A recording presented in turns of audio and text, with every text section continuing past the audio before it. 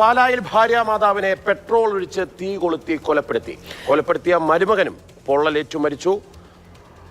പാലാ അന്ത്യാളം സ്വദേശി നിർമ്മല, കരിങ്കുന്നം സ്വദേശി മനോജ് എന്നിവരാണ് മരിച്ചത്. ഇന്നലെ രാത്രിയാണ് ഈ സംഭവം.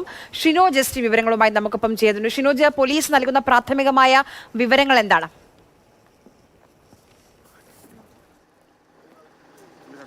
ആര്യ, പാലാ അന്ത്യാളത്ത് ഇന്നലെ രാത്രി 8 മണിക്കാണ് ഈ സംഭവം നടക്കുന്നത്. അന്ത്യാളം സ്വദേശി സോമന്റെ ഭാര്യ നിർമ്മലയാണ് മരുമകനായിട്ടുള്ള കരിങ്കുന്നം സ്വദേശി മനോജ് തീ കൊളുത്തി കൊലപ്പെടുത്തിയത്. പോലീസ് പറയുന്ന അനുസരിച്ചാണെങ്കിൽ ഇന്നലെ രാത്രി ഒരു 7:30 മണി സമയത്ത് മകനുമായിട്ട് ഈ മനോജ് ഈ ഭാര്യമാതാവിന്റെ വീട്ടിലെത്തുന്നു. അവിടെ വെച്ച് പെട്രോൾ ഒഴിച്ച് ഈ ഭാര്യമാതാവായിട്ടുള്ള നിർമ്മലയെ തീ കൊളുത്തി കൊലപ്പെടുത്തുകയായിരുന്നു. ഈ കൊലപ്പെടുത്താനുള്ള ശ്രമത്തിനിടയിൽ പെട്രോൾ വീണ് തീ ആളിപ്പടർന്ന് ഈ മനോജിന്റെ ദേഹത്ത് കൂടി പടരുകയായിരുന്നു. അങ്ങനെയാണ് ഇരുവർക്കും പൊള്ളലേറ്റത്. ഈ ബഹളങ്ങളൊക്കെ കേട്ട് നാട്ടുകാരാണ് ആദ്യം ഈ വീട്ടിലേക്ക് ഓടിക്കൂടിയത്. തുടർന്ന് ഇവർ ഫയർഫോഴ്സിനെയും അതുപോലെ തന്നെ പോലീസിനെയും ഒക്കെ വിളിച്ചറിയിക്കുന്നു.